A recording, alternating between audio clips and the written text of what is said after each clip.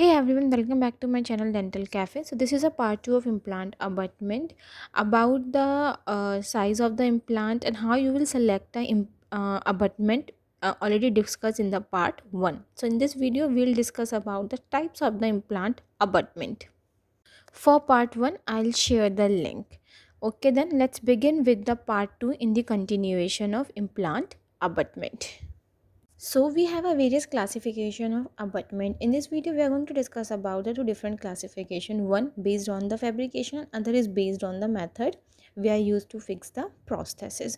So begin with the based on method of fabrication. Based on method of fabrication, we have two types of implant abutment. One is prefabricated, and another one is the custom made or the castable abutment.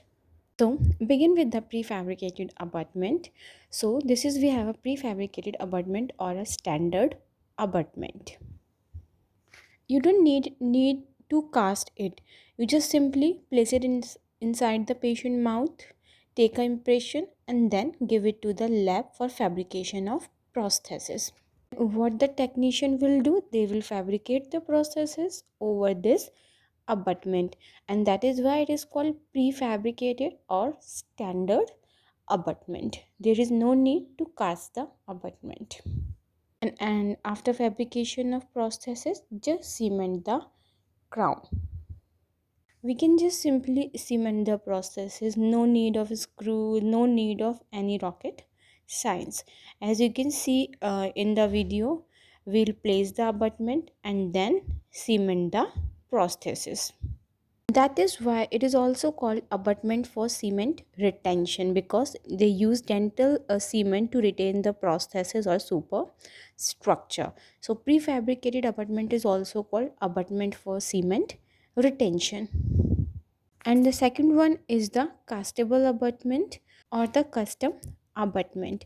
It has a two part. One which is in white is the sleeves, which is undergo casting. We'll cast the white part after the wax pattern fabrication, and then prosthesis is made, and then with the help of a screw we'll tighten the prosthesis. That is why it is called custom made or castable abutment, or you can also say abutment for screw retention, because we use a screw to retain the prosthesis or superstructure. How prosthesis of screw retain is look like, look at the video. This is we have a prosthesis for screw retain abutment.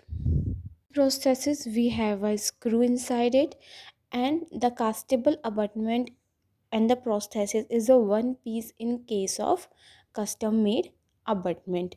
But in the prefabricated one we have a prosthesis and a abutment in two part. Then how we will screw the prosthesis, just simply place it over the implant, and then with the help of hex we'll tighten the screw. This is a abutment for screw retention, and we can use it for a screw retain bar and fix prosthesis. In case of a screw retain bar in full mouth rehabilitation, we can also use a castable abutment. We have two types of abutment: prefabricated or custom made or castable abutment. And then we have a second classification based on type of prosthesis given. The first classification is based on types of abutment, and the second classification is based on type of prosthesis. So based on prosthesis we have either fixed prosthesis or a removable prosthesis. So for fixed prosthesis we'll use either castable abutment or the prefabricated abutment. As I told you, in full mouth cases we are going to use a castable abutment. We mostly prefer, we can use prefabricated abutment. In single cases, in single unit, in 2 or 3 unit bridge, we can use both the abutment. Why we are using or preferring castable abutment over prefabricated? There are various reasons. The first and the very important reason is the retrieval. Retrieval of the prosthesis is very easy in case of the screw retain prosthesis, and it is very difficult in case of the cement retain prosthesis. Prefabricated abutment are mostly preferred in the anterior region because they are aesthetically more aesthetic. They are available in two types. One is straight abutment and second one is the angulated abutment.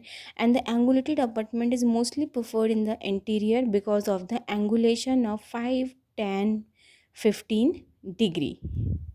In case of removable prosthesis, we are using ball abutment. So this is, we have a ball abutment.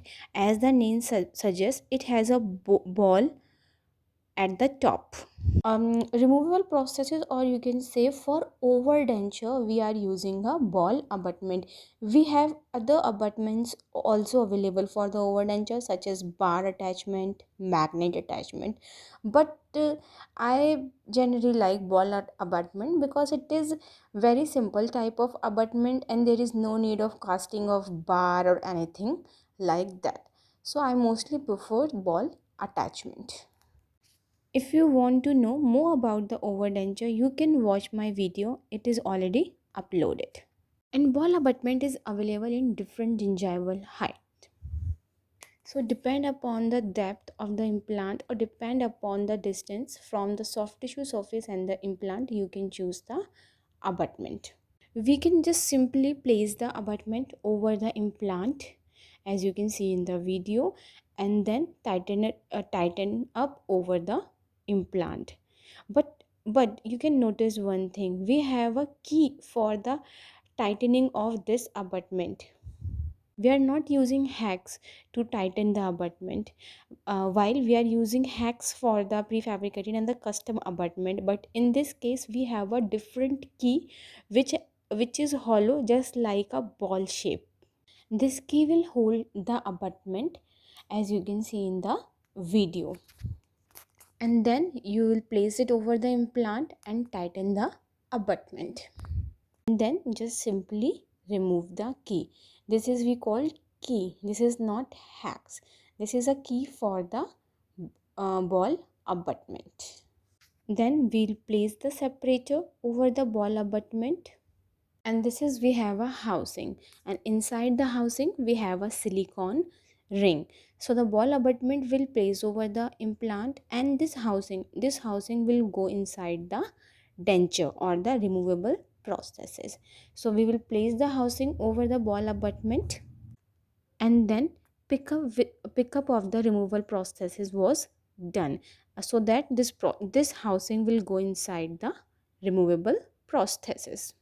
For ball abutment and the pickup of the removal prosthesis, I'll make a separate video so that it will more clear to you to understand what is pickup, what is housing, and how we will use ball abutment for removable prosthesis. I think removable or the ball abutment is clear. So in the similar way, we are going to remove the ball abutment with the help of key. So this is, we have a ball abutment. As you can see in the figure, we have a ball abutment. So you can see how it look inside the mouth. We have a ball at the top of the abutment, and the lower part will be screw over the implant with the help of key. So we use this abutment is for removable prosthesis. In the next, we have a parts of the ball abutment and the housing. So it contain a ball abutment. Then we have a metal housing, and inside the metal housing we have a silicone cap. Metal housing with silicone cap will go inside the removable prosthesis, and the ball abutment is tightened up over the implant. So this is a video related to ball abutment or a over denture. As you can see, 4 implants are placed in the maxilla and 2 implants are placed in the mandible. For overdenture, you will require to place at least 4 implants in the maxilla and 2 in the mandible. And in the mandible, over the 2 implant, 2 ball abutment is placed. This is, we have a removal prosthesis and housing are already placed in it after pickup. Now we will place the removal prosthesis over the ball abutment, and as you can see, with the voice of click, this prosthesis will set over the ball abutment. So this is, we have a ball abutment for the removable prosthesis. I'll tell you later in the detailed video about the ball abutment, how you will do a pickup and how it work. I hope this video is helpful for you to understand about the different types of implants abutment based on the fabrication, based on the type of prosthesis. If you want more such kind of video or a video related to any other topic, do comment on comment section. Thank you for watching. And yeah, don't forget to like, share and subscribe my YouTube channel and hit the bell icon for the latest update.